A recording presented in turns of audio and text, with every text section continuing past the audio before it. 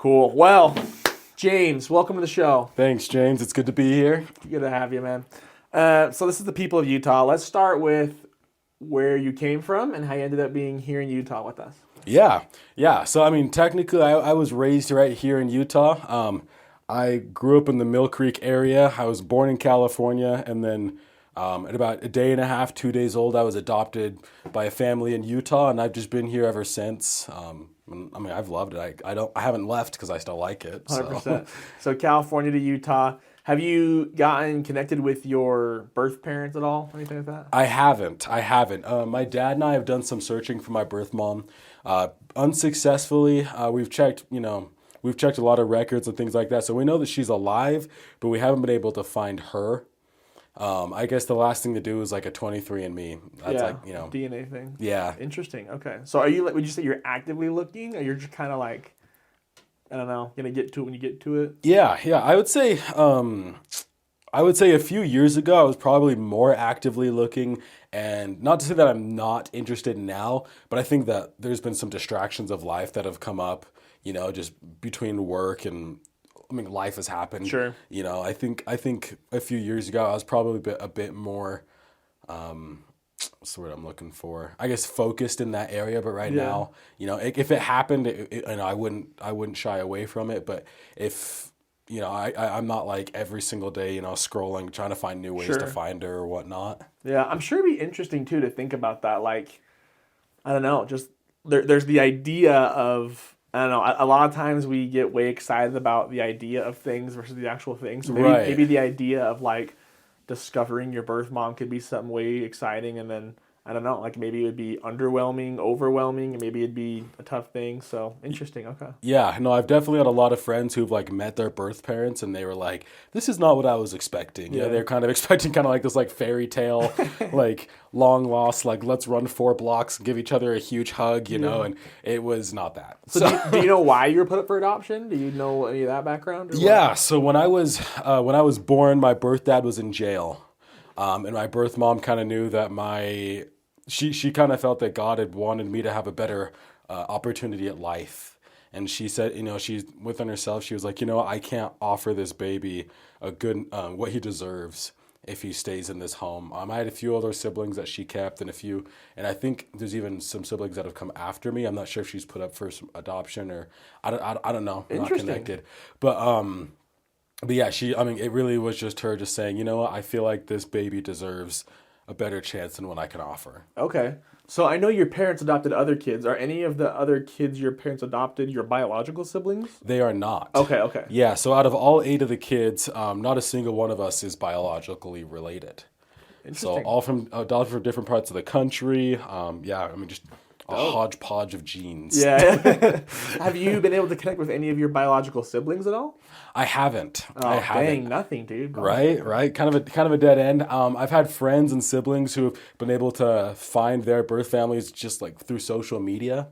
Okay. But I haven't found anything. I know my mom's maiden name. Actually, I'm not sure if she kept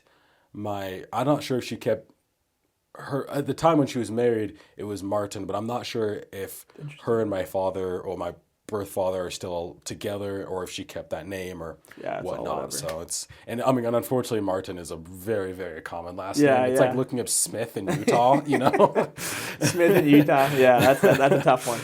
So you say you stay in Utah because you love it here. What are your favorite things about Utah? Maybe your least favorite things about living in Utah? Yeah, honestly, I guess I'll preface it like this. So I when I was at the University of Utah, that's when I grew an appreciation.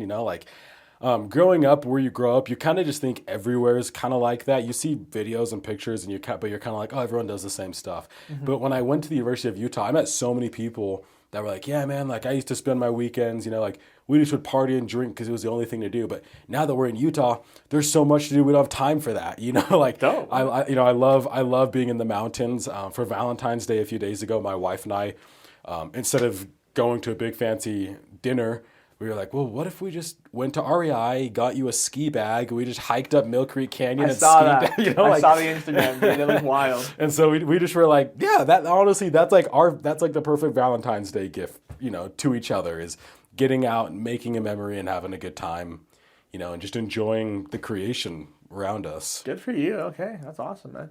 How about your least favorite things about Utah? Honestly, I mean, is like cliches is for a black dude to say. I have to say the diversity. I think that Okay. not necessarily like, I don't know. I talk to a lot of people and they're like, oh, it doesn't feel like Utah really has a culture, and the culture here is, it's the church culture. 100%. I mean, the state was founded by members of the church.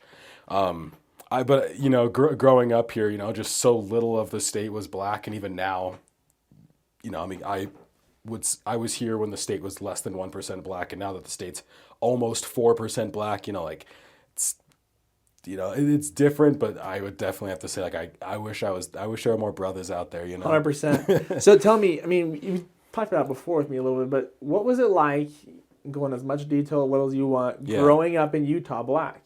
Yeah. I mean, kind of like I mentioned, I think we're only like a few months apart, honestly. We're basically the same age. Yeah. So when we were in high school, like I said, less than 1% of the state was black. I went to Skyline High School in like the let's see, what is this, like Holiday, Mill Creek area. I guess back when I was in school, it was just considered Salt Lake. And at my high school, for a majority of my high school career, I was like the only black dude.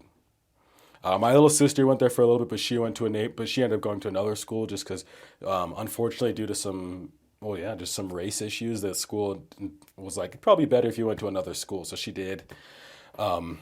Is it older sister, younger sister? Younger sister. She's about 15 months younger than me. Okay. And so, like growing up, going to the grocery store, we very much stood out.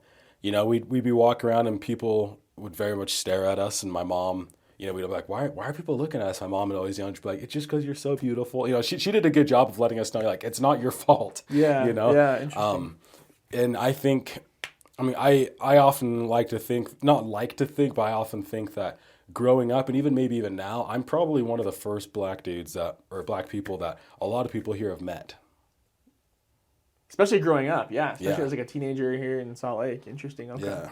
So do you think that, I don't know, being the first black person that a lot of people have met growing up has felt like some sort of weight on your back? You might think, oh, I got to make sure they have a positive experience, or I don't know, like, what was it like being that?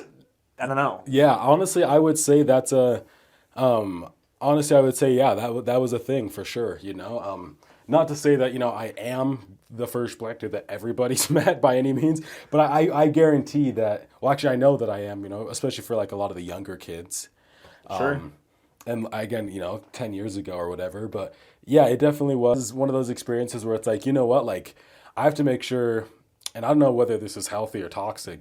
I mean, I'd be interested to know what other people think about this, but like, I want to make sure that the experience that people have with me isn't the experience that people are expecting to have. Because I think the media and, I'd say false culture. I've spent lots of time in black culture in other countries, in Africa and the Caribbean where we were. And I would say that the culture that people think that black people are is very different from what black people actually are. Sure. So I definitely felt like, okay, yeah, if you're going to meet me, you need to have a good experience. You don't feel like your life is in danger, because unfortunately that's a stereotype that people have. 100%, yeah. Well, and that's interesting you mentioned that too, because I think social media really exacerbates and makes like the most crazy voices the loudest ones, For right? sure. The most like For sure. radical, the most like, I don't know, ridiculous voices are the loudest ones. For sure. And so that's what kind of messes with our perception of reality and stuff. So, but it's also I think good to note that that's kind of the minority. yeah, 100%. Yeah, 100%. Like, those super crazy radical voices. I would say that's more the minority than 100%. The majority of the population. And that's what I meant. And that's what distorts our perception. I feel like most people are like level-headed and normal. Yeah. But that doesn't make good content. It doesn't make good content to scroll through normal people saying normal things, right? Yeah. It's not clickbait. It's not likes. It's not like views. It's someone being angry. It's some kind of rage bait. Like that's the type of stuff that gets content and views and the algorithm rewards. And so that's the type of content we see, and a lot of people have a hard time, I think, filtering that out between reality and what's on your phone. 100%. So that's and like as a full-time content creator, I can tell you, like, I sit up at night and think, what can I get this person to say or do that's gonna hook someone's attention, And so like, like the most viral videos I've made are of incarcerated Polynesian dudes giving a hug to like this like small white lady, and like that video does way better than some like actually normal seeming video. Right. Yeah. Yeah. Interesting. So tell me more about what you do then. So you're a content creator. You work with different businesses, right? What kind of stuff do you do? How'd you get into that? Yeah. Honestly, I kind of got into it by accident. Oh, okay. I've always loved photography and videography. Growing up, I remember for my birthday, my parents got me like those little terrible. Not to say that my parents are terrible for this. I love my parents for this. Like those little cameras you get from Walmart, and you're like, "This is the greatest thing ever." Yeah. As I got older, I'm like, "Man, like that was nice of them, but these are trash." And I just always loved taking pictures. My dad and his family, they have a long history of being photographers, not necessarily professionally, but just as hobbyists. Sure. My dad ended up getting a nice camera, and I kind of taught myself how to shoot with that. And as I kind of just went on and on and on, I just fell more and more in love with it. And do you remember Maddie Muse from the Mission? 100%. Yep. Yeah. So Maddie, she actually was the one that kind of got me into it professionally. So I kind of owe it to her. So thanks, Maddie. Shout out Maddie Muse. Right. So before my mission, I had never done a paid shoot. What's a paid shoot? Just like I'd never done photography and like received money for it. Oh, okay. Oh, paid. Paid. I heard page, Page. Oh no, you're good. Paid. Yeah, what's a paid shoot? I sound like an idiot. What's a paid shoot? You're good. Okay. Yeah. Like it's interesting. I'd actually filmed a commercial for the state of Utah, but I wasn't paid for it. And I'm not mad about it. It was a great opportunity. I got to do what I love. So when Maddie and I got back from the mission, she asked me, "Hey, I need a videographer for this wedding. Would you be down?" And I was like, "Yeah, for sure. Let's do it." So I shot my first wedding, and I was like, "Man, I just made more money shooting this wedding than I did my day job. I should look into this." So I just kind of kept going, and I was like, "Man, I'm making like 2 to 3 times as much money shooting with my as a side job than I am my day job. If I was to just commit the hours, I could be doing a whole lot better." Sure. And I mean, running your own business, there's always up and downs. Sometimes you make way more, sometimes you make way less. Yep. And I think myself included, every photographer's dream is like, I just want to take pictures, I just want to take videos, and then people just buy my stuff. But I learned really quickly that you need to be more in the marketing space rather than just like create a video. Well, yeah, you're marketing yourself, right? You're marketing your content. You got to be good at that, and you have the charisma for that. So it makes it pretty easy. And so when you're marketing content, when you're shooting marketing product, I meant to say, for people, all of a sudden opportunities started to arise. And last year I was shooting for a bunch of really small companies. And I really enjoyed that. Working with startups was fun. But this year I got hired on by a company that does garage doors in Utah. It's called A+ Garage Doors. It's been probably one of the coolest companies I've ever shot with, honestly. Yeah, I've seen you put content for them. I've seen you post stuff. Yeah. They're super fun. The guys and girls there are just super fun to shoot with. Everyone's got awesome ideas, so it makes my job really easy. Yeah. Which is great. Everyone loves being in front. Well, most people are cool with being in front of the camera over there. Yeah, okay. And then I work with one of my buddies. He started a baseball simulator called The Cage. That's brand new, right? Yeah, it opened up like 10 days ago. Where's it located? It's just off of Redwood Road, right by the Westerner. Okay, dope. And it's kind of like, I've seen those like golfing simulators. Like you hit it into the screen and then it shows where the golf ball goes. It's like that for baseball. Yeah, it's so fun. Like honestly, so I had no desire playing baseball growing up because I was like, man, I'm too busy playing lacrosse. Love lacrosse, And okay. I once swung the baseball and I was like, did I make a mistake? Should I have played baseball? It's such a good. It's been so fun shooting with those companies, because like they're willing to try anything. Sure. Like social media marketing is relatively new. I mean, we've been watching influencers kind of dominate the market for a while, but social media marketing is kind of different, like having an in-house shooter. Totally. They're just like, well, we're just willing to try anything, Well, it's an industry that didn't exist until how many years ago? Like 10 years ago? I don't know, even 15, 5. Yeah. It's like you couldn't get a degree in social media marketing. You couldn't so it's kind of something you had to kind of stumble into, learn on your own and make it. So that's pretty dope that you're in a good space like that. Thank you. Yeah, it's been interesting meeting people who are like, oh yeah, I have a degree in media marketing, and I'm like, that's great. I have experience in media marketing. Yeah, You know? yeah, Like, not to say 100%. that degrees are bad, but you know, it's interesting to kind of, not to say I pioneer the industry, but it's been interesting to like try some new things. There's something to be said for studying it versus like doing it and being a part of the, I don't know, all the all the good stuff going on. It's so cool and so fun. I really enjoy it. Good stuff, man. Did the temporary TikTok ban and CapCut ban really give you a heart attack, or did you end up okay? Honestly, not really. TikTok is awesome because it's, not to say it's easy to go viral, but like it's easier to go viral on TikTok than Instagram, but you don't make any money. 100%. You know, the demographic of people who watch TikTok are people who are a lot younger or usually in college and aren't looking to like I'll say the garage door business, aren't looking to spend, you know, $3,000 to $10,000 on a garage door. Right. Yeah. You don't buy a garage door from a TikTok video. Yeah. I get you. Okay. So, makes sense. I mean, not terribly, but it definitely was kind of like, well, dang, that kind of sucks because like those are fun platforms, you know? Yeah. Well, I just know I'm in this like Facebook group called like Connect Utah. Dude, I love Connect Utah. Yeah. And when that happened, everyone was like, TikTok going away, no, and everyone's posting about it, like, what are we gonna do for our business? This is terrible. And the next day it was back, and they're like, we're good, guys, don't worry, like, chill out. Well, and then they were selling phones for a while. Have you seen that had TikTok pre-downloaded for like, and it was like thousands. And I'm like, bro, if people are buying that, like,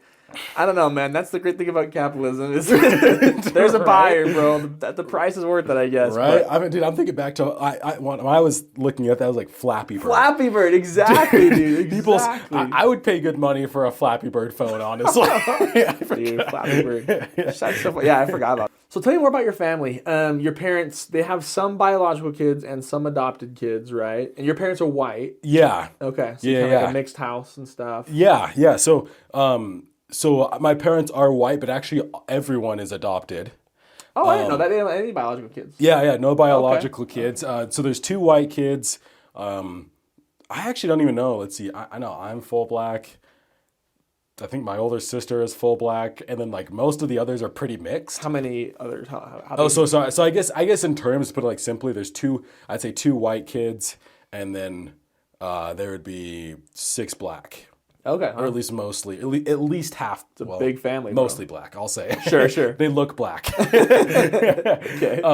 And so, so my mom and my dad tried for a long time to have kids. They both came from pretty big families. My mom had like 7 siblings, and I think my dad had 6 siblings. No, my mom had 6, and my dad had 5 or 6, something like that. Dang, bro. So big families. And my mom just has always wanted a family of her own. And they found out that they weren't able to have children.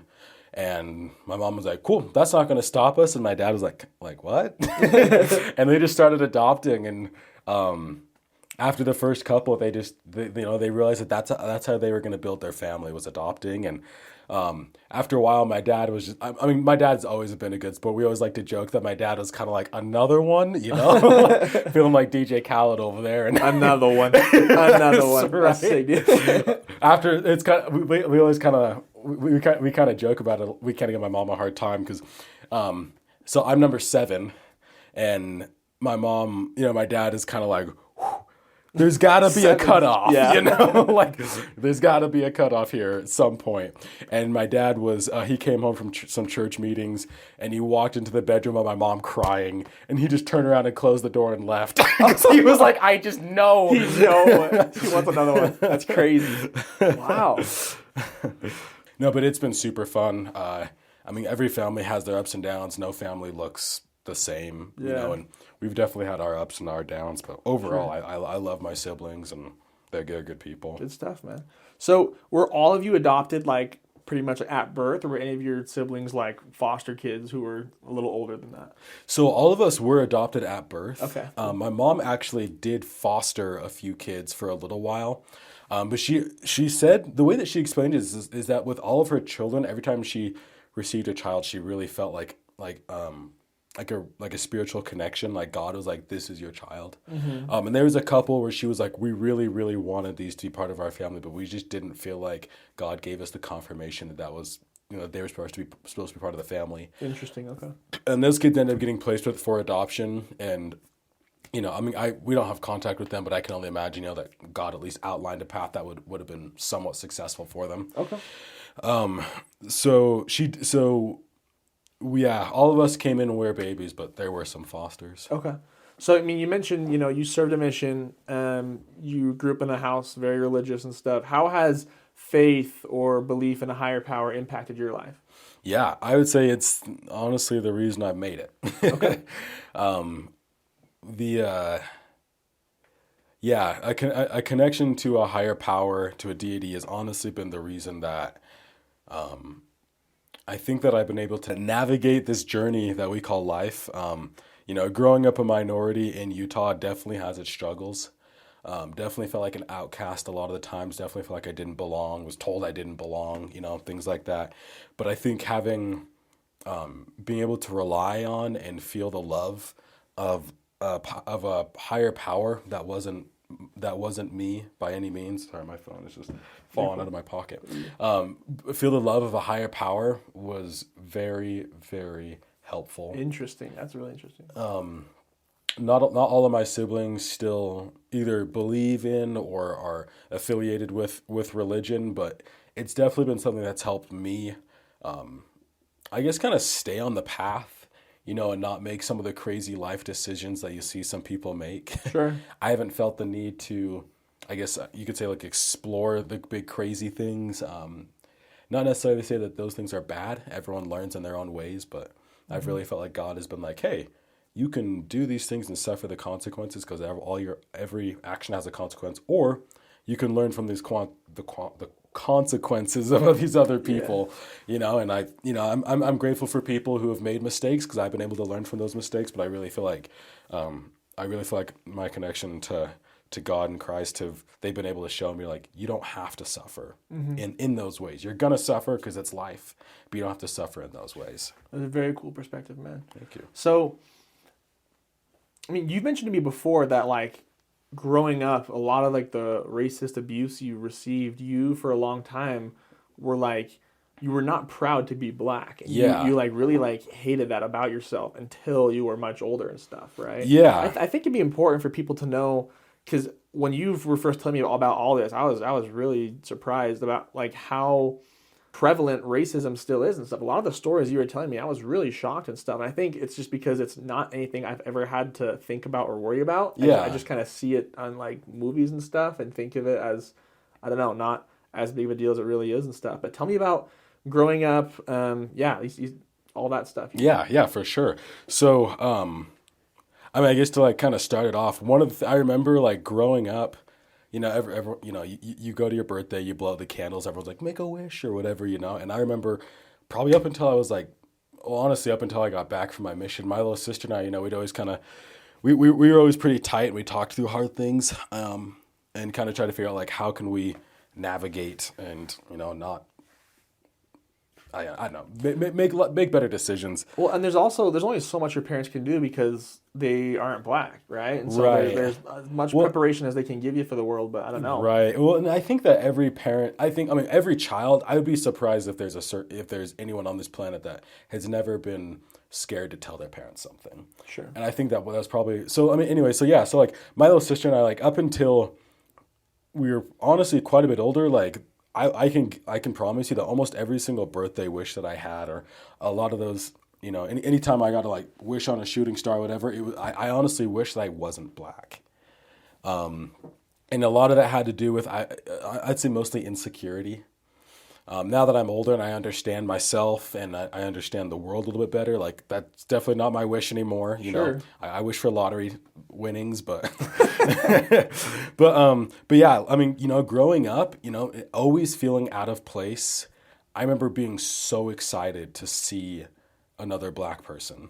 And that mostly happened if we were traveling out of state, or, like, there's the Genesis Ward downtown. So we'd go to church there, and it's mostly a black congregation, which wasn't a lot, but it was cool to walk in and be like, man, there's some people of color in here. Yeah. But yeah, going to elementary, junior high, and high school, and just feeling really out of place, not sure, not knowing, like, if I guess not necessarily say that like I always felt in danger, but not knowing if there was going to be an experience where I was going to have to deal with somebody who didn't like people of color or, In elementary school, this is something yeah, you've always kind of thought about. Like you've yeah, had experiences and stuff, right? yeah, Is that yeah. I why? mean, yeah, from a very, very young age, I remember, hearing, being called the N word to either my face or, or like hearing it in the background as I'm walking through stores, and people, telling me that I don't belong there or whatnot, or like going to restaurants and being asked to pay for my food before I receive my food, Really? Oh. because they're afraid, that I was gonna Dine run and dash or off. something? Yeah, Yeah, yeah. being stopped at grocery stores pretty frequently, and we need to see your receipt. Hey, it's right here. You forged this receipt. How did I forge this receipt? Wow, Like dude. you guys watched me print it, stuff like that. And just kind of that thought of if I wasn't black, I wouldn't be dealing with these things because I know that my friends don't deal with these things. Right. I know that my white siblings don't deal with these things. And just kind of wishing like I didn't have to go through.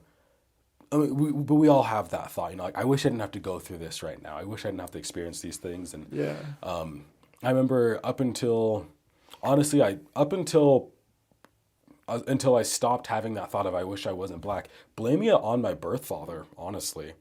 Like, okay, if he wasn't a piece of crap, and if he wasn't in prison, then I wouldn't have to be adopted. I wouldn't have to deal with this because I could live in a place and in a family where, where I'd fit in my community a bit more, in probably in the schools and whatnot. But then also remembering and realizing, you know what, I kind of came from the hood. Everyone's heard the horror stories, of a black person that's had bad experiences with police officers. And not to say that I have anything against officers. I honestly think that law enforcement is very important. Sure. I would honestly rather deal with cops in a negative way every so often than not have cops at all. Sure. I think I don't trust humankind Yeah. that way. Me neither. But I mean, being pulled out of a car and being face down in the concrete, Wow. for God knows what, for not knowing why you're being, for not speeding, you're not doing anything illegal, but that just because, I attribute to someone being scared, and just not knowing, not, I can full-heartedly believe and will argue that no one's trained to do that. I think that I think people react when they're scared, and how you react is, I heard this quote, pretty early on. So I think one thing my parents did really well with me, and I think it's because I'm on the younger end. When I was about 8 years old, my parents sat me down and they kind of let me know, like, hey, just so you know, you live in a world where people view your blackness as a weapon. You kind of already have two strikes against you. We love you. It's nothing you can do. It's nothing that they're gonna do. But it's just, it's the way that they think, the way that they view it. But it's just how it is. So they prepared me, and when you get pulled over, you talk slow, hands on the steering wheel. If they ever if they ever tell you to get out of the car, you roll down your window and you open from the outside of the car so your hands are always visible. They had this kind of talk with you when you're 8 years old. Yeah. You never run, any like that kind of stuff, Yeah. And again, I'm very grateful for that education, because I think it has probably saved my life, in some experiences that I've had. But as I've gotten older, I've been able to navigate and deal with those experiences a little better. It's interesting. As I've gotten older, the experiences that I have are more from the Karens than Makes anything sense. else. Yeah. Interesting. And it only takes one experience to be scared. That's the other Sure. thing, And so I there's a quote from a movie, a missionary movie. I can't remember the name of the movie. It's gonna kill me. But the quote is, God will give you 101 reasons to believe something, 2 or 3 reasons not to, and then let you decide.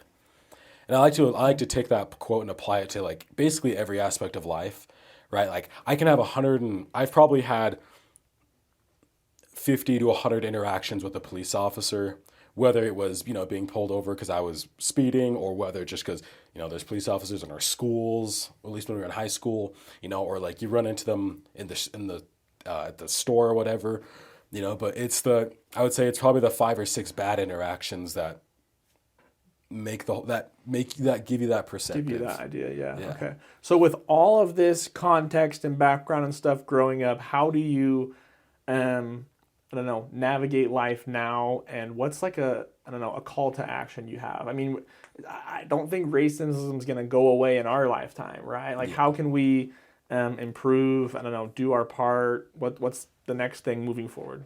Yeah, I think honestly, my call to action, to more than to like a call to action to white people, I honestly would say my call to action is more to Black people, right? Like, I'd say the best that we can do as Black people is better ourselves, right? Don't give anyone the reason or the idea that you can be treated a certain way, right?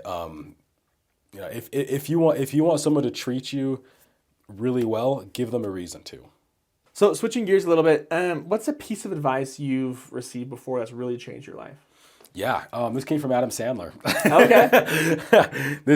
I think I've like subconsciously we kind of live this way, but we don't necessarily. He vocalized it in a movie. He's teaching a bunch of little kids. He's a basketball coach, and he says, "Obsession beats talent every time. You have the talent, or you might have the talent, but are you obsessed?" And I've been thinking about that and living that like crazy, right? I'm not the best world's. Wow. I can't even talk, right? You might be the best world's. I'm definitely not the world's best videographer or photographer, but I'm obsessed, and obsession is going to beat talent every time, right? I know some guys that are just genetically blessed out of their minds, Sure. But they didn't have the obsession, so they didn't make it to the league, and they didn't want to. But I know some guys that are, and I'm sure that there's lots of actually, there. I was just doing some research on an NFL player, not necessarily the greatest player, but he was obsessed, and now he's killing it in the league. That's interesting. So obsession beats talent every time. That's the quote. Love that. Okay. You apply that in your life in videography. Yeah. Video, whether it's videography or honestly even just trying to like become the best version of myself. Love that, man. I have a friend, he's a personal trainer, and he's trying to get me to go do a CrossFit competition with him. And I'm like, yeah, but you're in way better shape than me. And then I think, you know what, obsession beats talent every time. And he comes from a family of athletes, so in my mind, I'm like, you're the talented one, but I got to be obsessed. Yeah. I love that. Okay. So everyone has a different definition of what success means to them. What does success mean to you? Ooh. That's good. That is very good. It's that accent. Very good. Oh, wow. That's deep. I think success, for me, it kind of translates, and the definition of success changes depending on what I'm doing. Okay.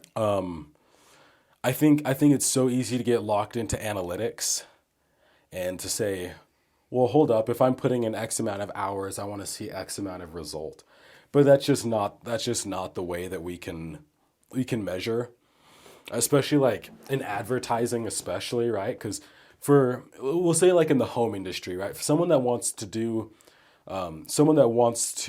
sell, we'll say like new windows to someone, it generally takes about 21 touch points before a person is going to say, oh, I should actually start looking at new windows, or I should start shopping for windows or something. And it's different, right? In religion, it's about 7 touch points, right? And so like you can look at analytics and like, is that success? Like, yeah, sure. Conversion is in some rate is success, but I think that success for me comes from satisfaction, right? Am I satisfied with the work I've put in? Do I feel like I've been able to leave it all on the field per se? I think back to when I was playing lacrosse and I had a coach that said, like, like, if you guys can walk home after this game, then you didn't play hard enough. And I'm like, That's crazy. Coach, I got chores to do, bro. Like, it's That's a Saturday. crazy. Like, you know, like, and now that I look back, and I'm like, man, he was right though. You know, like Yeah. success in that moment was giving everything in that game. You know, like never forgetting the losses, because the losses hurt way more than the wins feel good. That's interesting. That's a unique way I've heard of that, is success can be defined differently for where you're at. Because there's a quote that a lot of guys I used to work with love, and I think it's the dumbest thing I've ever heard. And Sales bros. they always say, the way you do anything is the way you do everything. That's the dumbest. And I'm like, dude, that is the dumbest thing I've ever heard. Like, I can very much choose to not apply myself at something and then choose to, yes, apply myself to something else. Yeah. And they'd be like, if you're not going to, like, knock doors for 14 hours, you're going to be a bad dad because you're just choosing to not work hard at this. That means you're not gonna work hard at anything. I'm like, bro, that is not even close to true. And so that's kind of like, yeah, people genuinely like would say that stuff. It's pretty crazy. That's wild. But that's kind of like what you're saying, right? It's like success in that moment on the lacrosse field looks different than success, I don't know, in home with being a good husband, right? Yeah. It's very interesting. So yeah. Well, and I think that every situation, I mean, I love my wife. But women, every day is different, right? Sure. Every day of marriage is an adventure for sure, you know? And so I think that the dubs from yesterday are a little bit different from the dubs from today, you know? That's true, bro. And like, yeah, you know, just ebbs and flows, you know? And I think I love the concept of just winning today. Yeah. You know, like that can be success. That's a big thing I learned like on our mission together. I think I heard that quote from like Conor Norgren said that or something. Probably, dude. Like, you gotta win the day, bro. Like, that man's a quote machine. yeah, dude. He actually does have quotes coming out of his ears. So tell me about your wife. How'd you guys meet? Why'd you decide to get married? All that stuff. Yeah. I'm really good at storytelling, so I could give you a 30-minute. I'll try to do it in 3. So, All right.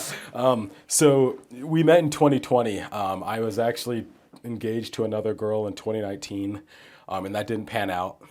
And so in 2020, I was like, okay, cool. Well, I'm just gonna go to school. I'm just gonna make my money and kind of just do my thing. Mm-hmm. It was right after COVID had hit, and COVID hit and the semester of school was still going. I was at the U. And I was like, well, I'm not going to like sit here and do nothing with my life. So I ended up going up to Montana, and I was living at my parents' cabin up there.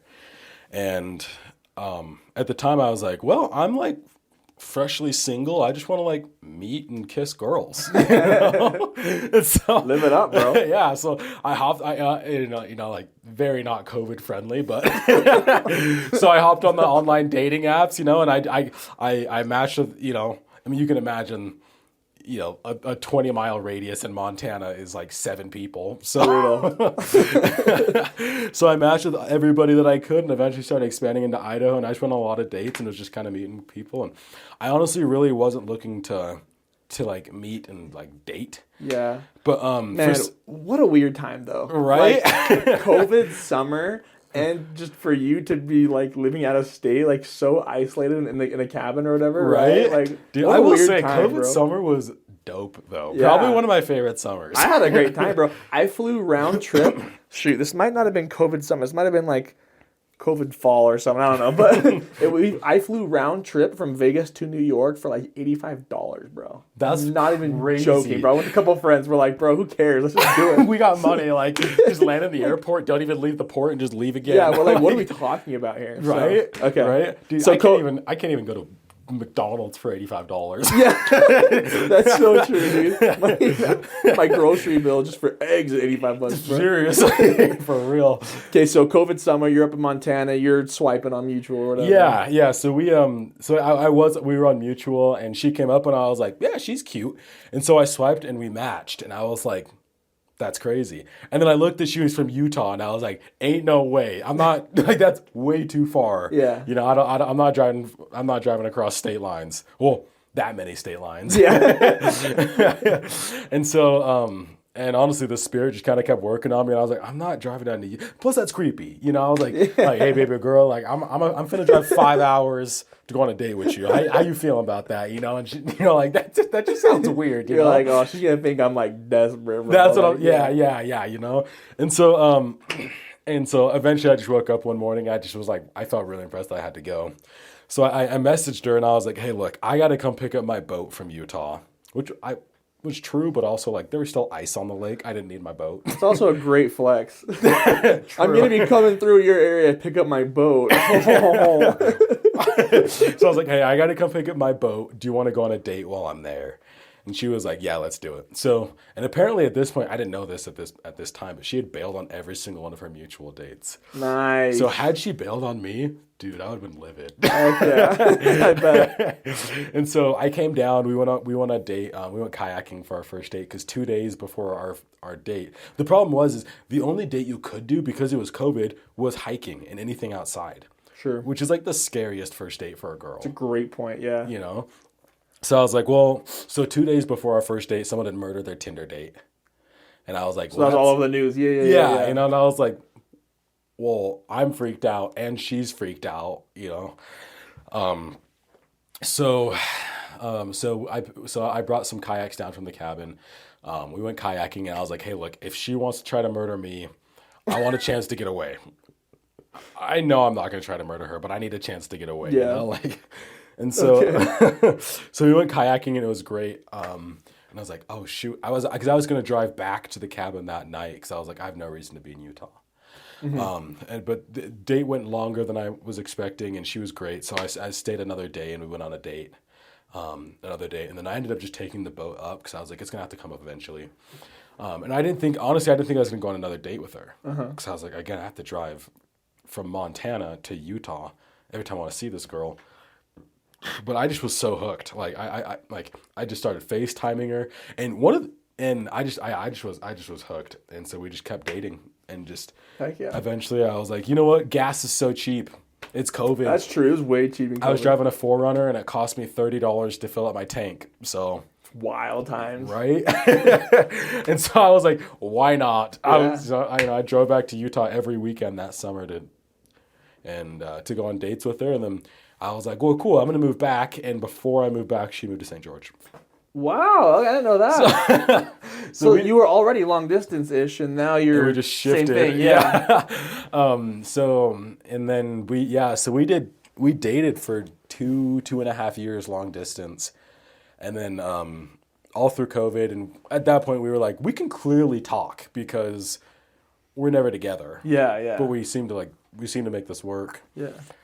So then after, obviously there's some difficulties with long distance and whatnot. So after a while it was like, screw this, let's get married. So we got married at, it was 2.5 years after we started dating that we got married. Right on, dude. So, good stuff, man. Love that. Love to hear the stories. She's good. She's a keeper. Heck yeah. And she's fun. She lets me go on all my, she comes on all the wild adventures and. Yeah, I was gonna say, you guys you could probably have your own social media, like the outdoor couple. You guys are always doing like everything there is under the sun, bro. If I was better about recording myself, I'm sure we'd have people could see all the fun things we do. Yeah. What do you hope to accomplish in your life? Ooh, man, you with these banger questions, bro. This is so corny, but honestly, I think that, through the entirety of my life and, whether you want to look at it as like my destiny, legacy, or whatever you want to look at it as, I think the thing that I want people to like know and think of when they think about me is just that I tried to be helpful. Whether someone is struggling with something in a in a physical sense, like whether I was able to like give and like offer what I could, or if someone's going through something emotionally, whether I can be there for someone and try to help them out. I think at the end of my life, I want people to say, you know what, like, yeah, he was not perfect, but he tried, and he gave it his all to help and to try to help other people. I think that's I'd like to be known. I'd like to be known as the guy that pulls over on the freeway because someone had a flat tire.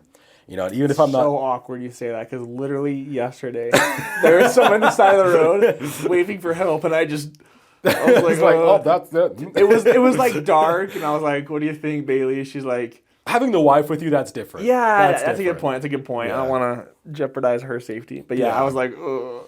But okay, that's how you would be remembered. Good for you, not me. If someone, if someone's going through it and they need a late night drive up the canyon, I want someone to think, like this cat was taken from us too soon. I remember the time we were driving up Big Cottonwood and we had to jam out to, we had to put on some Kid Cudi so we could so we could go through the field. I don't know. Yeah. I want people to know that I tried to love them and I tried to care for them. Love that. Okay, cool, bro. Obviously, there's plenty of tough things that have come with growing up black in Utah. Were there any good sides or positive things about that you can think of? Yeah. I think, I was always the token black guy, Sure. I never had to worry about being replaced in that sense. I guess I always loved when, the reason I love sports is because it was the one place that everyone was an equal until they saw me, then they were kind of like, that guy he's built different. I don't know why. I don't know the genetics behind it, but I always loved, in places where I didn't necessarily feel, like a burden on other people, or I didn't feel necessarily, I don't want to say like in danger, but uncomfortable, I guess. Yeah, I get what you're saying. I always felt like people were excited to have a black dude around. Sure. Like with my relatives, for example, there's I have some family members that whenever you rolled up, they just were like, dude, the brothers are here, I did love like being the token black guy. And I did love kind of surprise. I kind of like the surprise of people, when I shake their hands and I talk to them and and they're kind of like, was not expecting that. Interesting, yeah. So it definitely, there were times when it was kind of a burden, but there was times it was like, yeah, it's a unique thing in a good way sometimes. Yeah, Yeah. That's very cool. Okay, I like that. I think it gave me a tough skin in a lot of ways. I take rejection. Actually, I think girls more did that. Dating in Utah as a black dude is hard. I will say that. But Really interesting. yeah. I think being able to take rejection and correction well, I think that helped a lot. I like to think that I'm like pretty witty, with like comebacks and stuff. Like growing up, if kids ever gave me a hard time about, like being adopted or whatever, I was just like, yeah, but the difference is my parents got to choose me. Like, That's true. they just ended up with you. So, I think one thing that was interesting that I actually really enjoyed was this is interesting. It's kind of, I don't know how to like make it make sense, but in my head it makes sense. So hopefully it interprets well. Mm-hmm. I didn't necessarily grow up with black culture. Having white parents in a very white neighborhood in a very, very white state. Yeah. I didn't grow up with black culture. So growing up and like watching like Fresh Prince of Bel-Air, and like watching all these shows and like being like, I didn't know that I was, that makes sense. That's what I'm feeling, like. It's a great point. And so like getting excited about those kinds of shows, and like watching, I guess more of a more recent one. I didn't necessarily not that I didn't like the show, but I didn't necessarily vibe with it as much. But like, have you ever seen Blackish? No, my wife's seen that though. They Okay. have like Blackish, Grownish, like a bunch of other shows. Yeah. It's fun to watch those and be like, okay, so I'm not like a freak. you know? So I think that like learning more about my culture and like school was tough because I always wanted to learn more and more and more about black history. But I think that teachers felt so, I think teachers did a really good job of making white America feel bad about slavery, that we didn't actually get to focus on the cool parts of black history. Like there's some cool YouTube videos, I guess in videos you can find on social media that talk about a lot of black entrepreneurs. A lot of things that we don't credit black people for. And like learning about those things as I've gotten older, it's like, holy crap, that's so dope. Like streetlights, for example. That's that's a black dude. And like there's a bunch of other things, that all came from black dudes, and it's like, or black people, not just black dudes, black people, and it was like, man, like I come from a really cool, and not growing up, and seeing that, Yeah. no, it's really cool to come to see and like what black people are and what they've come from. And that's interesting you mentioned that, because I feel like, yeah, and school and stuff, the curriculum when it comes to Black history is slavery and Martin Luther King Jr. Yeah. And I can't think of any other like big significant like. And I'm like, there's like, and in my head I'm like, that's like a 150-year gap we're just jumping. Yeah, exactly. It's like, okay, interesting. I do think growing up and like seeing, I guess a lot of times it was athletes just because. Yeah, that's just what they're good at. Yeah. A lot, like seeing a lot of black athletes, like Jabari Parker was like my idol growing up. Well, especially because I remember we really wanted him to come to BYU and stuff. Yeah, we were like, I'm choosing between 4 schools to go to college. Let's say all the best ones, like Duke, UNC, whatever, like and Penn BYU. State. Yeah, like, what? Are you serious, bro? Yeah, so I remember as a kid, we were all like, come to Provo. Yeah, and so and I remember like anytime that we saw like successful black people, my parents they tried to like show us like, like you're not what the media has made you you're not what the media has made America think you are. Mm-hmm. So like I remember Jabari Parker, I tell my wife this all the time, and she's like, I know, you've told me a million times, but I remember Jabari Parker was in an interview, and they were like, it's like, do you feel like your religion gets in the way of your ability to play basketball? And he was like, basketball is something that I do, but it's not who I am. And he's like, being a child of God is who I am. And I was like, my brother, like, and, I remember the Titans for the first time in school and like so crying and being like, like, that's a great example. That's a good one. Yeah. And like, and not to say, that's not the same experience as someone who grew up in a black kid that grew up in black culture, but like learning that and, having moments where I was really proud of my black heritage was really cool. Yeah. Being, and that, I mean, I honestly, I didn't lock into being proud of being a black man until honestly I was in the Caribbean. Mm-hmm. But yeah, like having those like glimpses was really, really cool. Interesting. Yeah, I'd imagine. That's really interesting. I never thought of something like that. You mentioned serving a mission and being a member of the church. Has being black and a member of the church been difficult at all for you? Has that been something to, I don't know, navigate or worry about? Yeah, it's interesting. So I think for a long time, I kind of just had to say, God, I'm trusting you. Yeah. But as I've gotten older, I've had a lot of really, really incredible testimony builders. I mean, it's really hard to go online and just read about the history, honestly, of any church. Sure. No church has a clean history. Sure. Right. And I would say that, that the Church of Jesus Christ of Latter-day Saints is no exception by any means. Right. And I mean, people have said things in the past and whatnot, but there's a few things that have actually really developed my testimony, especially in the last couple of years. And as I've learned how God actually works with his children. Okay. And myself, being kind of an adrenaline junkie, I find myself in experiences where I get hurt a lot, mm-hmm. or not necessarily that I'm hurt. Sorry, where I could be hurt pretty frequently. And the thing that I've learned is that God protects us so that He can use us and for further opportunities. So I guess my experience in growing up, in a church where a lot of people would say that's a racist church and things like that. Few things. One, this is actually one of the very first churches to allow blacks to join the church. People will bring up the priesthood ban and whatnot. Mm-hmm. And the thing about that is slavery was still being practiced, right? When blacks were being baptized and being born into not being born into, but we were joining the church. My wife is white, very white. she'll be mad at me for saying that, right? Very white. But I have to think just in a human level, during 1820, 1830s, 1840s, if I was to walk down the street holding my wife's hand, I would be lynched, right? Because people could not comprehend that. Mm-hmm.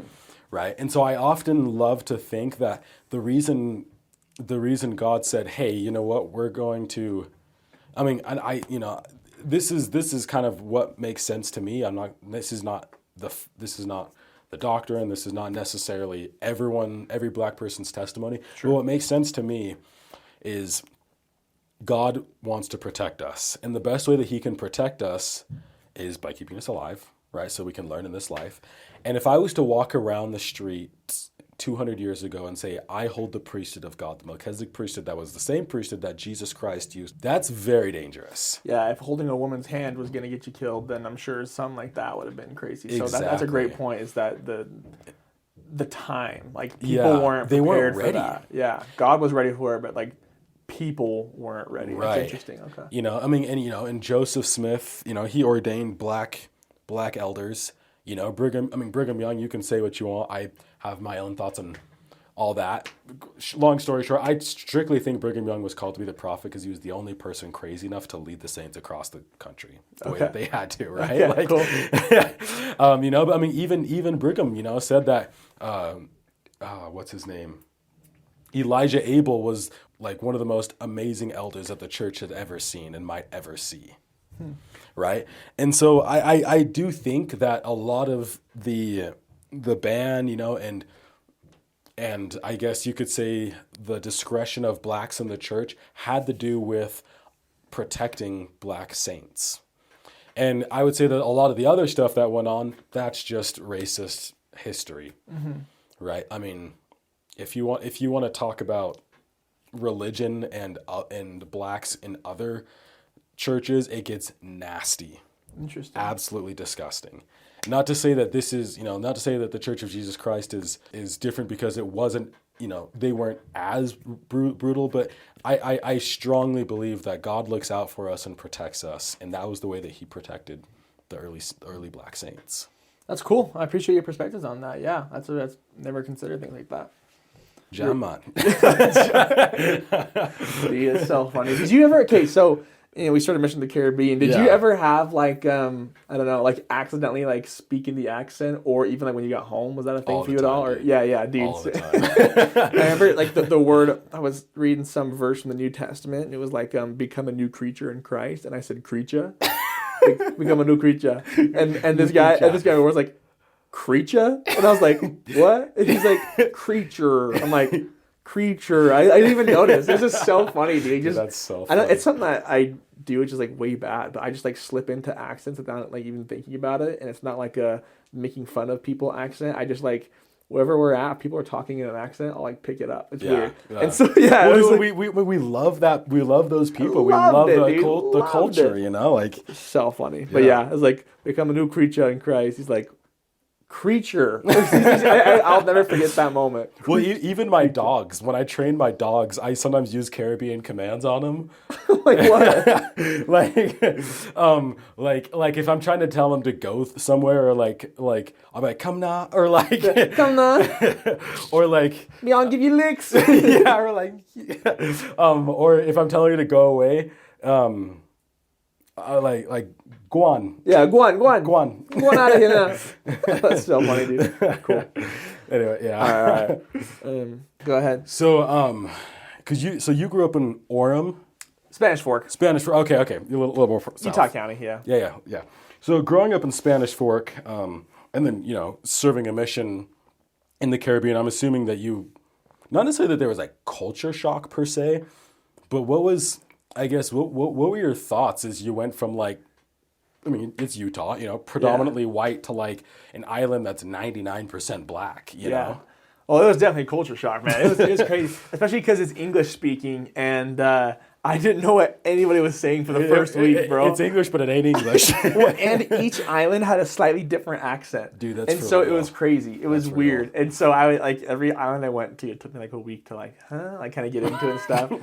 But no, it was cool. One thing I was always thinking, I was always in like tourist mode. I would like for like the first like month or so. I was like, dude, I just wish I had a GoPro on me and everybody could see what I'm seeing. This is just so cool. Like the way people live, like the streets, the houses, everything is just so cool, and it was just all interesting to me. But as far as like being like a minority goes, for the first time in my life, it was way interesting. It was way weird. And it was something that I have never had to think about. But for my entire mission, I felt, which I'm sure you felt, kind of in the back of my mind of like, I don't know, just this, I'm a minority. And I just had that in the back of my mind constantly. And it was very interesting to me. And it was like people driving by or on like a bus, just like the whole way staring, kind of like you said. I was like, this is so funny. I had kids like, can I touch your hair? I'm like, sure, go for it. I had one kid in St. Vincent's like, hey, can I bruise you? I'm like, what do you mean bruise me? He's like, well, doesn't your skin turn purple? And I'm like, yes, but it takes some time and it hurts. So you can't bruise me, but go ahead and touch my hair, bro. That's so funny. It's so funny, dude. So no, it was way cool. What was your question again? Sorry. No, just that. Yeah. Just what was it like? Yeah, dude, it was interesting. And I remember, I just remember it being weird. There's plenty of times where I was like the first white person someone had ever seen, kind of like you were saying earlier, And so that was an interesting, I don't know, experience and thing for me. But no, I love my time there, and I think especially just like the Caribbean way of life is awesome. I think Dude, amazing. There's so much that we could learn from and do here in America. Obviously, I don't know, pros and cons to both, but like I just think the general like, I don't know, easygoing way of thing is way nicer. Like it's so rude if you were to say hello to someone and they didn't say it back. Yeah. It's like, oh, you just passed me straight. Like, what the heck? Yeah. But here it's like happens. I don't know. It's just weird. It's like, yeah. I don't know. But no, I loved it, man. Yeah. It's interesting, like the thought of, oh, wow, like, I mean, let's see, because you were what, like 19, 18? Yeah, 18 to 20, bro. Yeah, 18, the first time that you ever were like, holy crap, I'm kind of the minority, It's a crazy thing to throw an 18-year-old in there, and I don't know. Yeah, well, and I remember like, because we went to South Africa when I was, let's see, I'd have been in 2015, so I would have been like 16 or 17. Yeah. I think I was 17, and for the first time being like, I'm not the minority, and like, it was really interesting to see their way of life, and South Africa's way of life is very different from the Caribbean way of life. The cultures are so different. But no, I love that, and I'm glad you were a good sport about it. Because sure. There's just a lack of education. Like yeah. I mean, like, not to be like that guy. But the joke is all Asians look similar. Sure. And like I just don't know. Yeah. It's just a lack of education. So it's cool, that you're able to that you allowed yourself and allowed other people to go through that and experience that. Well, what's interesting is there was this a bunch of students at BYU, some kind of like dance group or something, went to like Asia and did a performing thing, and they linked up with schools there, and they did this game where it's kind of hard for us Americans to tell Asians apart on their face, but it's also hard for them to tell us apart. Yeah. So the game was like, okay, find this person, find your partner, and it's like so hard. You're like, oh man, is this you? And the Asians do the same thing, like, are you my partner? I don't know. And so it's like it's a really funny thing, but I always kind of chuckle because like when I meet somebody, they'll be like, dude, that's crazy. You look like this famous person. And I'm like, not even a little bit. But now I know you've never seen black people. Like, you look just like Samuel L. Jackson. Like, bro, right. What are you talking about? Like, what is it? Right? Just naming some black guy you saw on TV, bro. Like, I don't know, thanks, maybe? Well, that's not true. That tells me a lot about you. You do not interact with a lot of black people. If that's what you're saying. That's funny, bro. Okay, this is actually kind of funny. Because in Barbados, there was a South African couple that, I don't know if they were like a long-term senior couple or if they just visited, because it might have been the end of my mission, but I remember there's this couple, and in the Black Rock branch, they were like giving this presentation, like, hey guys, we're elder and sister, whatever, we're from South Africa, but they had like almost like a, what's it called? English accent, and they were white.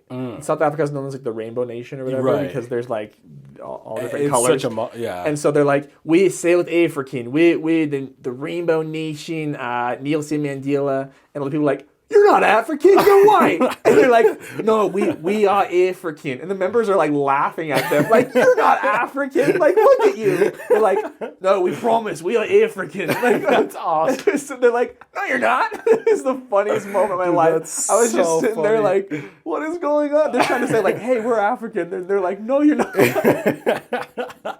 Oh, dude, I Good love stuff, it. dude. Yeah, Good stuff. I love that. Yeah, it's well, and it's funny, especially like I guess this is everywhere that I've traveled where like blacks have been the majority.